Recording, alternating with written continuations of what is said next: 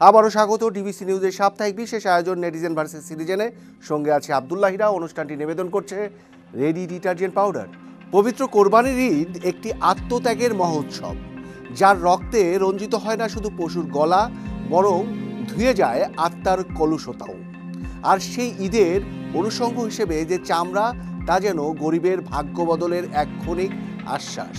কিন্তু হায়, প্রতি বছর সেই আশ্বাসকেই পিষে মারে এক অদৃশ্য অথচ নখদন্ত বের করে বসে থাকা লোভের দানব, যাকে আমরা বলি সিন্ডিকেট।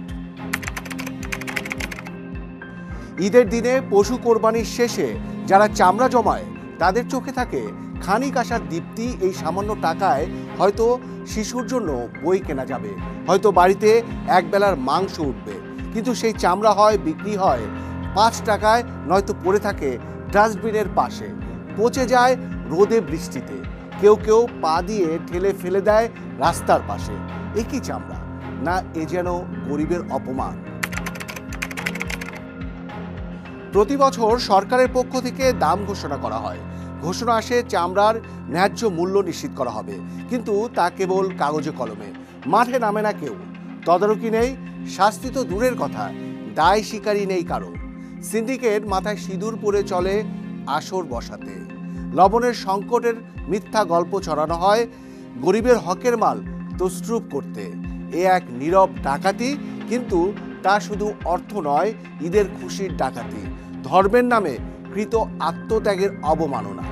যে চামড়া দিয়ে তৈরি হতে পারে আন্তর্জাতিক ব্র্যান্ডের জুতো, বিলাসবহুল ব্যাগ, বৈশ্বিক বাজারে প্রতিযোগিতামূলক মানের গ্লাভস, সেই চামড়া কিভাবে একটি স্বাধীন দেশের রাস্তায় পচে যায়। উত্তর খুঁজতে গেলে চোখে পড়ে আমাদের লজ্জার অদৃশ্য দেয়াল, যেটি গড়ে উঠেছে লোভ, অব্যবস্থাপনা আর নির্লজ্জ সিন্ডিকেটের ইটবালি দিয়ে। এই চামড়া পচে যাওয়ার দায় কার? সেই চামড়ার গন্ধে যার পকেট ফুলে ওঠে, অথচ গরিবের ঘরে উপোসের ধোঁয়া উঠতে থাকে তার? নাকি সেই সব নীতি নির্ধারকের যারা প্রতি বছর মিটিং করে, ঘোষণা দেয়, কিন্তু মাঠে নামে না? নাকি আমরা সবাই যারা প্রতিবাদ না করে নির্বাক দর্শক হয়ে দেখি ঈদের পরদিন পাড়া মহল্লায় চামড়া পচে যাওয়ার দুর্গন্ধে ঢেকে যায় ধর্মের সুগন্ধ? এ তো শুধু একটি নষ্ট চামড়া নয়, এ এক নষ্ট সুযোগ। বাংলাদেশ চামড়া ও চামড়াজাত পণ্য রপ্তানিতে একসময় ছিল দক্ষিণ এশিয়ার অন্যতম প্রধান দেশ। আন্তর্জাতিক বাজারে বাংলাদেশি লেদার মানে ছিল নির্ভরযোগ্য, সাশ্রয়ী এবং স্থিতিশীল সরবরাহ। 2016-17 অর্থ বছরে চামড়াজাত শিল্প থেকে এসেছে প্রায় $1.2 বিলিয়ন মার্কিন রপ্তানি আয়। কিন্তু কোরবানির সময় বছরের প্রায় 50 থেকে 60% কাঁচা চামড়া সংগ্রহ হয়। এই সময়কার চামড়া যদি নষ্ট হয়, তাহলে সারা বছরের আয় ধসে পড়ে। শুধু ঈদ উল আজহার সময়ই দেশে প্রায় 1 কোটি পশু কোরবানি হয়। এই পশুগুলোর চামড়া সংগ্রহ, সংরক্ষণ ও প্রক্রিয়াজাতকরণ যদি সঠিকভাবে না হয়, তাহলে এর অর্থনৈতিক ক্ষতি দাঁড়ায় শত কোটি টাকায়। আমরা দেখি চামড়া পড়ে থাকে রাস্তায়, বিক্রি হয় 10 টাকায়, কখনো আবার 5 টাকায়। গরিব মানুষ জানে না সে কার কাছে যাবে। মধ্যস্বত্বভোগীরা মৌসুমের আগেই বাজারে গুজব ছড়ায় চামড়ার দাম নেই, কেউ নিচ্ছে না। ফলে সেই চামড়া হয় নষ্ট, হয় নয়তো নামমাত্র দামে কিনে মজুত করে রাখা হয়, একেবারে বাজারের চাহিদা অনুযায়ী, আবার তা কয়েক গুণ দামে বিক্রি করার জন্য। এই তো আমাদের নৈতিক দেউলিয়াপনা, যেখানে কোটি টাকার পণ্য পড়ে থাকে ধুলোয়, আর আমরা কাজ ঝাড়ি দিয়ে পাশ কেটে যাই। যাদের গুদামে হাজার হাজার পিস চামড়া জমে, তারা কি বুঝতে পারে না এই চামড়া এসেছে এমন ঘর থেকে যেখানে হয়তো সারা বছর একটা গোস্তের টুকরো ওঠে না?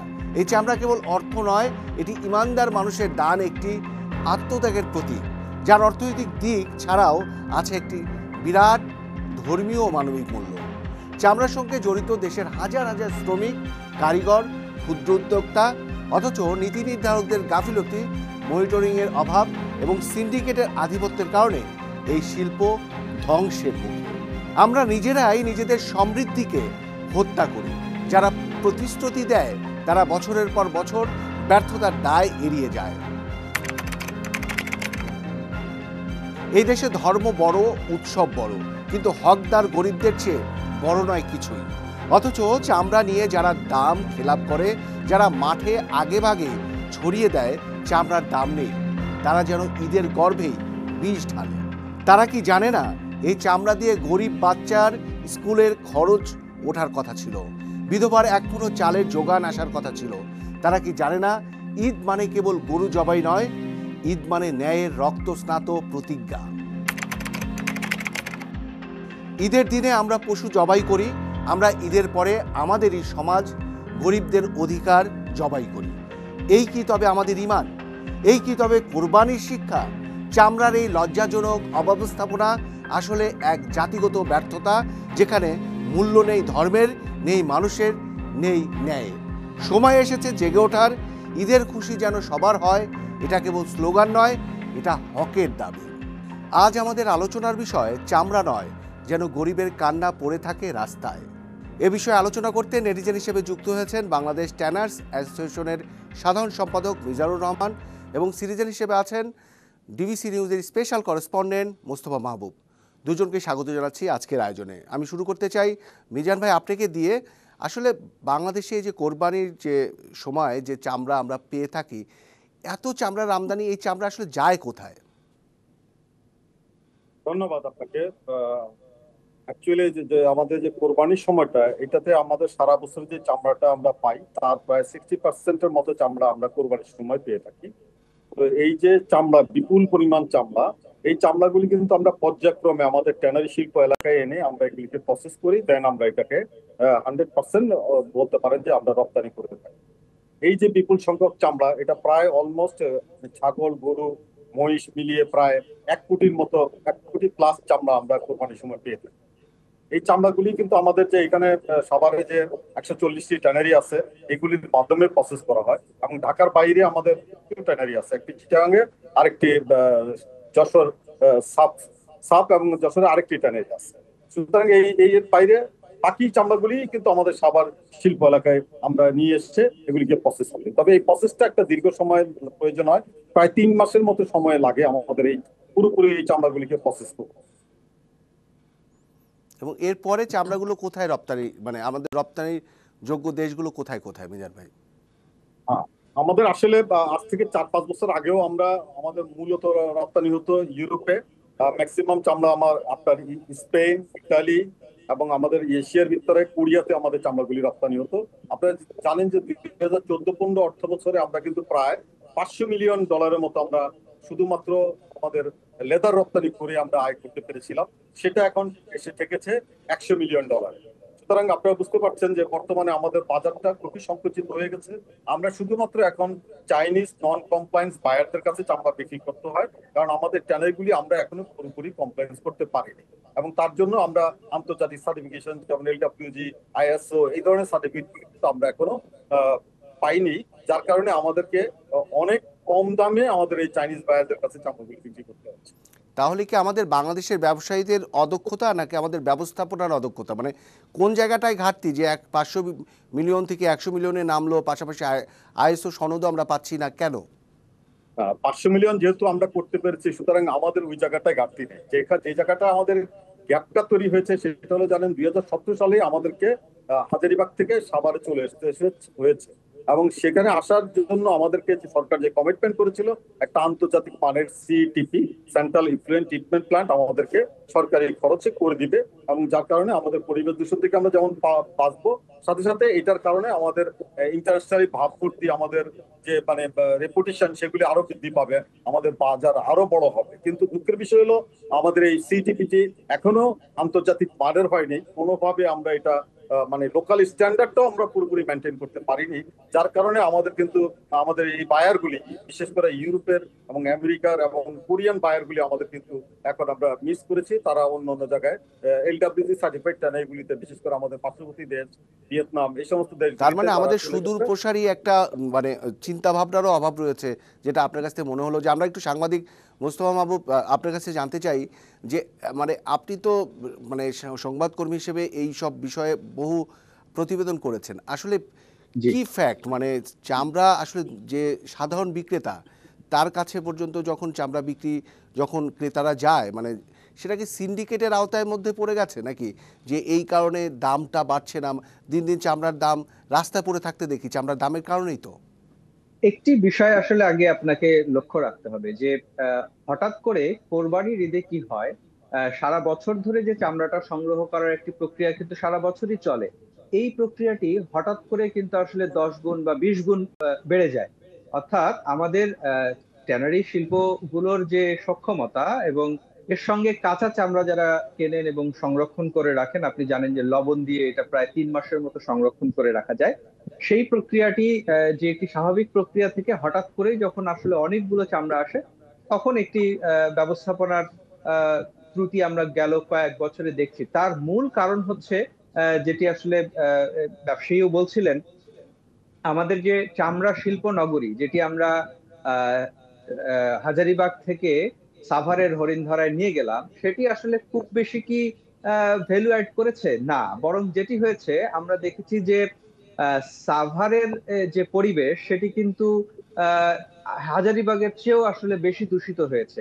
এক্ষেত্রে কিন্তু আসলে সরকারের একটি বড় রকমের ব্যর্থতা আছে। কারণ আপনি জানেন বিসিক যেটি ক্ষুদ্র এবং মাঝারি শিল্প নিয়ে কাজ করে, সেই বিসিককে দিয়েই এই যে ট্যানারি শিল্প সেটি স্থাপনের যে প্রক্রিয়া বা কাজটি দেয়া হয়েছিল, বিসিক কিন্তু সেখানে পুরোপুরি ব্যর্থ হয়েছে বলা চলে। কারণ এখানে সিইটিপি যেটি যে প্রক্রিয়ায় হওয়ার কথা ছিল, আমরা দেখেছি যে সেটি কিন্তু সেই অনুযায়ী বাস্তবায়ন হয়নি। তার ফলে যেটি হয়েছে, সলিড ওয়েস্ট আমরা দেখেছি যে যে হরিণধরা যে এলাকাটিতে আসলে ট্যানারি শিল্প স্থাপন হয়েছে, সেখানে ওই নদীর পানি দূষিত হয়ে গেছে, পুরো পরিবেশ ভারী হয়ে গেছে। তো এই এই যে প্রক্রিয়া, সেই প্রক্রিয়াটা কিন্তু আসলে একটা উন্নত ব্যবস্থায় যাওয়ার কথা ছিল, সেটি বরং আরো উল্টো হয়েছে। আর আপনি যে বিষয়টি জানতে চাচ্ছিলেন যে ব্যবস্থাপনা ত্রুটি যেটি হয় যখন হঠাৎ করে এই কোরবানির ঈদের চামড়া সংগ্রহের প্রক্রিয়াটি আসে, সেটিতে কিন্তু মৌসুমী ব্যবসায়ীরা যুক্ত হন।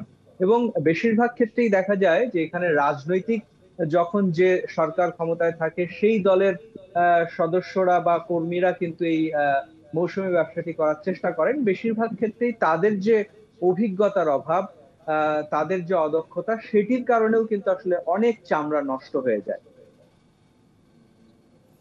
কিন্তু আমার কথা মোস্তফা মাহবুব, যে এই আমরা যখন কোরবানি, যেটা যারা কোরবানি দেন তারা এই চামড়ার অর্থ থেকে যে, মানে চামড়া থেকে যে অর্থ পান সেটি গরিব দুঃখীদের মধ্যে আবার বিলিয়ে দেন। তা আমরা এই চামড়ার যে দাম নির্ধারণের ক্ষেত্রে সরকার আসলে ট্যানারি যারা অ্যাসোসিয়েশন আছেন, বিজনেসম্যান আছেন, তাদের সঙ্গে বসে আসলে কোন প্রেক্ষাপটের বা কোন মানে অ্যাসেসমেন্টের মধ্য দিয়ে এ ধরনের দাম আমরা নির্ধারণ করতে দেখি, সেটা কি আসলে মানে যৌক্তিক হয়? মানে বাইরের রপ্তানি প্রথম বাজার কথা যেটি হচ্ছে, কম্পেয়ার করে? আপনি যদি মুক্তবাজার অর্থনীতির কথা বলেন, তাহলে আমি বলবো এই যে দাম বেঁধে দেওয়ার প্রক্রিয়াটি, এটি একটি ভুল প্রক্রিয়া। আমরা দীর্ঘদিন ধরেই আসলে একটা ভুল প্রক্রিয়ার মধ্যে হাঁটছি। মুক্তবাজার অর্থনীতিতে কখনো কোনো কিছুর দাম নির্ধারণ করার আসলে মানে সুযোগ নেই। এটি তাত্ত্বিকভাবেই আসলে সুযোগ নেই। তাহলে আপনাকে কি করতে হবে সেটি হচ্ছে, এই যে চামড়াটি যেটি সংগ্রহ করা হচ্ছে কাঁচা চামড়া, সেটি প্রক্রিয়াজাত করে আন্তর্জাতিক বাজারে যাতে আমরা আমাদের সনদে বিক্রি করতে পারি, সেই বাধাটি যদি দূর করা যায়, তাহলে আপনার হয়তো মনে আছে আজ থেকে 15 বছর, 20 বছর বা 30 বছর আগেও আমরা দেখেছি একটি গরুর চামড়া 2000, 2500 টাকা দরে কিন্তু আসলে বিক্রি হয়েছে, সেই সময় যেটি টাকার মূল্য এখন আপনি 500। একবার ভাবেন, সেই মূল্যে 2000, 2500, 3000, 3500 টাকায় চামড়া বিক্রি হতো, সাধারণ বিক্রেতারা জি, চামড়া বিক্রি করতেন। আপনি একেবারেই ঠিক বলেছেন। একই সাথে টাকার মূল্য কমেছে এবং এর দামও কমেছে। অর্থাৎ টাকার যে অবমূল্যায়ন হয়েছে সেই হিসেবে যদি চিন্তা করি, তাহলে কিন্তু সেটি মানে অনেক কমেছে। সেই বিচারে হয়তো 100-200 টাকা বা 300 টাকায় আসলে এটার প্রকৃত মূল্য নেমেছে।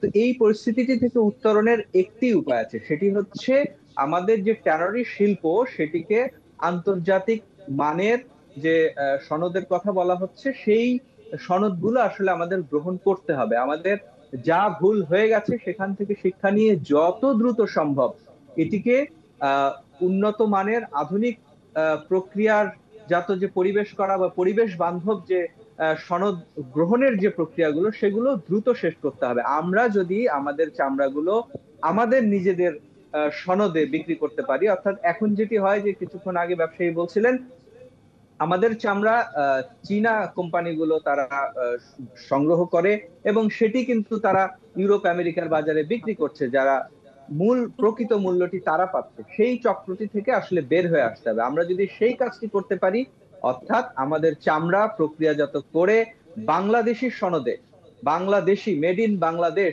এই প্রক্রিয়া যদি আসলে ইউরোপ আমেরিকার বাজারে রপ্তানি করতে পারি, তখন যেটি হবে, এই প্রক্রিয়াজাত চামড়ার দাম যখন আসলে ট্যানারি মালিকরা পাওয়া শুরু করবেন এবং পর্যায়ক্রমে যে ব্যবসায়ী স্তরগুলো আছে, স্তরগুলো যখন প্রকৃত মূল্য পাওয়া শুরু করবেন, তারই ধারাবাহিকতায় প্রকৃত কোরবানি দাতাও আসলে সেই মূল্যটি পাবেন। এবং আপনি জানেন যে এখন যেটি হয়েছে, কোরবানির পরে বেশিরভাগ কোরবানি দাতাই আসলে এই চামড়াটি এতিমখানা বা জনকল্যাণ বিভিন্ন জায়গায় দিয়ে দেন দান হিসেবে। প্রতিষ্ঠানে দিয়ে দেন। এই গরিব মানুষগুলো তখন আসলে এই প্রকৃত মূল্যটি পাবে। দাম বেঁধে দেওয়ার মাধ্যমে আসলে এটা গত 4-5 বছরে আমরা দেখেছি সেটা কাজ করেনি। এটি আসলেও কাজ করবে না, কারণ মুক্তবাজার অর্থনীতিতে সেটি কাজ করার কোনো সুযোগ ওকে, নেই। আমরা একটু অন্য অতিথি মিজানুর রহমান, আপনি অবশ্যই শুনছিলেন বিষয়গুলো। আপনার কাছে এই প্রসঙ্গ ধরে একটু জানতে চাই যে কোরবানির যে চামড়াটা আমরা দেশে, অর্থাৎ কোরবানির মধ্য দিয়ে যে চামড়াগুলো আসে, সেই চামড়াগুলো আপনাদের পর্যন্ত, ব্যবসায়ীদের কাছ পর্যন্ত আসতে আসলে কয়টা ধাপ তৈরি হয়, বা আপনারা কি অর্থ দিয়ে বিভিন্ন জায়গায় চামড়া সংগ্রহের জন্য লোক পাঠিয়ে দেন কি না? মানে এটা সাধারণ দর্শকের তো একটা কৌতূহল আছে, মানে কিভাবে চামড়াটা আসলে সংগ্রহ করেন, অর্থাৎ বাইং করেন আর কি। ধন্যবাদ। আসলে দেখুন, আমরা যেটা করি সেটা হলো যে ঢাকা শহরের যে চামড়াটা আছে, এটাই আমরা ট্যানারি মালিকরা একটা অংশ সংগ্রহ করার চেষ্টা করি। এটা যেমন ধরেন ঢাকার চামড়াটা যে গুণগত মানটা থাকে সেটা অন্যান্য ডিস্ট্রিক্টের থেকে উন্নত থাকে। সাথে সাথে আমরা যেটা চেষ্টা করি, যে সরকারের সাথে তো আমাদের একটা কমিটমেন্ট আছে প্রাইসের, সেটা যেন ফল না করে। আমরা জানি যদি শুধুমাত্র আমরা যারা চামড়ার মৌসুমী ব্যবসায়ী এবং যারা আড়তদার মালিক আছে তাদের উপরে যদি আমরা ছেড়ে দিই, তাহলে হয়তোবা দামটা আরো পড়ে যেতে পারে। সুতরাং আমরা চেষ্টা করি আমরা নিজেরা পার্টিসিপেট করে এই দামটাকে যেন আমরা সঠিক জায়গায় ধরে রাখতে পারবো। কিন্তু যে জায়গাটা আমাদের সমস্যা হয়েছে সেটা হলো যে আপনার সরকার নির্ধারিত মূল্য, আপনার সরকার কিন্তু নির্ধারিত মূল্যটা দেয় আপনার লবণযুক্ত চামড়ার জন্য, ওনারা কিন্তু রক্তের চামড়াটার মূল্য দেয়। এই জায়গাটা একটা কনফিউশন তৈরি হয়। যদিও এইবার কিন্তু একটা দাম ধরা হয়েছে যে মানে একটা ছোট মানের চামড়া, ঢাকা শহরের একটা চামড়া 1350 টাকা দাম ধরা হয়েছে। এটাও অযৌক্তিক, একদম পুরোপুরি অযৌক্তিক মনে হয়েছে। কারণ 1350 টাকা ছোট মানের চামড়া যদি আমি ধরি, সেটা হবে 16 থেকে 17 ফুট, আর বড় চামড়া এভারেজে হয় 24 থেকে 25 ফুট। আমরা যেটা সারা বছর চামড়া পাই বা কোরবানির চামড়াটা পাই, এটা এভারেজে থাকে 22 ফুটের মতো। সুতরাং আমি যদি ছোট চামড়া 1350 টাকা দাম ধরি, এটা 80-85 টাকা হয়ে যায়। এই জায়গাটা আমাদের একটা বড় ধরনের প্রবলেম হয়ে যায়। তাছাড়া যেটা হয়, আপনি জানেন যে বিগত 4-5 বছর এবং আগামী আরো 2-1 বছরই কিন্তু এই গরমের সময়টাতে কোরবানিটা হচ্ছে, যার কারণে চামড়া কিন্তু দ্রুত আপনার ব্যাকটেরিয়া গ্রো করে। যার কারণে আমরা সবসময় বলে থাকি যে উইদিন 3 থেকে 4 বা 5 আওয়ার্স এর ভিতরেই চামড়াটা যেন লবণ দিয়ে প্রিজার্ভ করা হয়। আদারওয়াইজ চামড়াটার গুণগত যদি মান নষ্ট হয়ে যায়, সঠিক সময় যদি প্রিজার্ভেশন না করা যায়, তাহলে কিন্তু আমরা কাঙ্ক্ষিত মূল্যগুলি দিতে পারি না। আপনারা জানেন যে একটা চামড়া, একটু আগে যেটা আমাদের সাংবাদিক ভাই বলতেছিলেন যে মানে আপনার যে চামড়ার মূল্য এক সময় অনেক বেশি পাওয়া গেছে, এখন কেন কম পাওয়া যাচ্ছে, সেটার উত্তর হলো এরকম যে প্রথমত আমাদের এখন গুণগত মানে আমরা অনেক ডিটেরিয়েট করছি।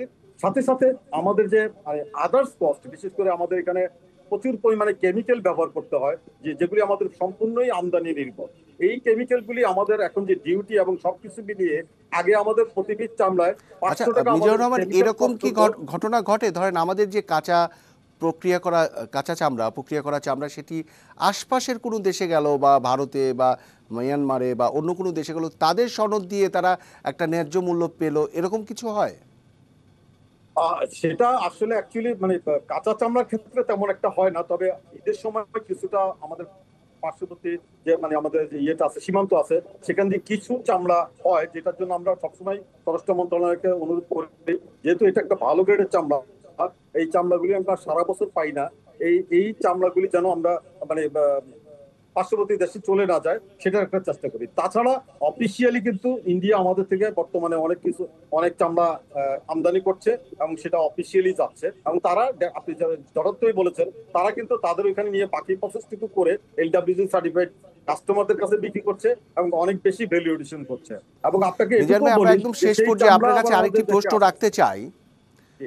সেটি হলো যে এই যে আমরা স্থানীয়ভাবে যে যাদের চামড়া কিনতে দেখি এই কোরবানির সময়, তাদেরকে অনেক সময় আমরা চিনি জানি একটু প্রভাবশালী, সেটা তো আলোচনায় এসছে, কিন্তু তাদের চামড়া কেনার ধরন দেখে মনে হয় যিনি বিক্রেতা, সাধারণ বিক্রেতা, তার কাছে লামসাম একটা দাম ধরিয়ে কিনে নেন, এবং তার যিনি কেনেন তার কাছ থেকে আবার শুনতে হয় যে এটা একটা জুয়ার মতো, মানে আমরা ইনভেস্ট করছি, এমন হতে পারে অনেক বড় একটা প্রফিট পেতে পারি, আবার এমন হতে পারে লোকসান গুনতে হতে পারে। আসলে কি এরকম কিছু, নাকি মানে প্রফিট হবেই, বা কি সিস্টেম? আসলে যেটা ওনারা করে থাকেন, যে ওনারা একটা সংগ্রহ করে থাকেন, রিস্ক বলতে ওনারা যেটা আমাদের কাছে মনে হয় যে ওনারা অধিক মূল্য পাওয়ার জন্য বিভিন্ন জায়গায় ঘোরাঘুরি করে, তখন কিন্তু চামড়ার গুণগত মানটা ইন দ্য মিনটেন নষ্ট হয়ে যায়। তাছাড়া আপনারা জানেন যে এবার সরকারও উদ্যোগ নিয়েছে যে মাদ্রাসা এবং এতিমখানাগুলিতে বিনামূল্যে প্রায় 30,000 টন লবণ ওনারা সরবরাহ করবেন। এটা একটা ভালো উদ্যোগ, এতে করে চামড়ার প্রিজার্ভেশনটা সঠিক হবে। চামড়ার প্রিজার্ভেশন যদি সঠিক হয় তাহলে অবশ্যই আমরা দাম দিব। কিন্তু এই যে মৌসুমী ব্যবসায়ী যারা ওই যে এলাকার লোকজন বা মানে জাস্ট 6-7 ঘন্টার ব্যবসা করে, তাদের জন্য আমাদের রিস্ক হলো এটা যে তারা তো প্রিজার্ভেশনের রিস্কটা নেয় না, যার কারণে তাদের চামড়াটা একটা সময় যখন গুণগত মান নষ্ট হয়ে যায় তখন আমাদের কাছে অনেক কম দামে বিক্রি করতে হয়। অনেক সময় এটা মানে আমরা কেনার মতো অবস্থাও থাকে। সুতরাং এই জায়গাটা গুরুত্ব দিতে হবে যে তারা যেন বেশি ঘোরাঘুরি না করতে পারে। এটা সরকার এবার একটা ভালো মানে উদ্যোগ চামড়া নিয়েছে যে ঢাকা সংরক্ষণটা শহরে যাতে দ্রুত সময়ের মধ্যে হয়। আমরা একদম শেষ করব, সাংবাদিক মোস্তফা মাহবুব, আপনাকে দিয়ে শেষ করতে চাই। এই আলোচনার মধ্য দিয়ে যেটা মনে হলো যে বাংলাদেশে চামড়ার বাজার মানে একটা স্ট্যান্ডার্ড অবস্থানে নিয়ে যেতে গেলে আন্তর্জাতিক একটা সনদ প্রয়োজন রয়েছে, যে সনদের অভাবে আমাদের চামড়া মজুতটাও মানে স্পেশালাইজডভাবে হচ্ছে না, রপ্তানিটার ক্ষেত্রে আমরা মার খেয়ে যাচ্ছি। বিষয়টা এরকম কিনা, বা এটার কোনো, আপনি যেহেতু আপনি এই একদম দিকটাই দেখেন, একদম এটার কোনো উত্তরণের পথ আছে কিনা? আপনি একদম ঠিক বলেছেন। আসলে মুক্তবাজার অর্থনীতিতে আমি আবারও বলতে চাই যে দাম বেঁধে দিয়ে এর সমাধান করা যাবে না। যেটি করতে হবে, বাণিজ্যের যে চেনটি আছে, এটি পুরোটি একটি যদি চেইন হিসেবে আমরা চিন্তা করি, অর্থাৎ কাঁচা চামড়া সংগ্রহ থেকে শুরু করে সেটি নানান পর্যায়ে হাত ঘুরে ঘুরে প্রক্রিয়াজাত হয়ে ব্যবহারযোগ্য যে চামড়ার জাত পণ্য ব্যবহারযোগ্য যে অবস্থাটাতে নিয়ে যাওয়া, এই পুরো চেইনটাকে আসলে আমাদের সংশোধন করতে হবে। এবং আন্তর্জাতিক যে পর্যায়ে আছে, আন্তর্জাতিক যে সনদগুলো আছে, অর্থাৎ প্রথম কথা হচ্ছে বা একমাত্র সত্য হচ্ছে আমাদেরকে আমাদের ট্যানারি শিল্পকে পরিবেশ বান্ধব সনদ নিশ্চিত করে আন্তর্জাতিক মানের একটা পরিবেশ এখানে নিশ্চিত করতে হবে। সেটি করতে এখানে আমরা পারলেই থামতে চাই, এখানে আমরা থামতে চাই। সেটি আমাদের সম্ভব। একদম শেষ সময়। অনেক ধন্যবাদ মিজানুর রহমান, সেই সঙ্গে ধন্যবাদ মোস্তফা মাহমুদ, দুজনকেই। সবার আগে দেশ। প্রিয় দর্শক, আজকের পর্ব এখানেই শেষ করছি। প্রতি শনিবার এই সময় দেখা হবে নেটিজেন ভার্সেস সিটিজেন অনুষ্ঠান নিয়ে। অনুষ্ঠানটি নিবেদন করেছে রেডি ডিটারজেন্ট পাউডার, সঙ্গে থাকে আব্দুল্লাহ হীরা। সবাই ভালো থাকুন আর ডিবিসির সঙ্গেই থাকুন 24 ঘন্টা।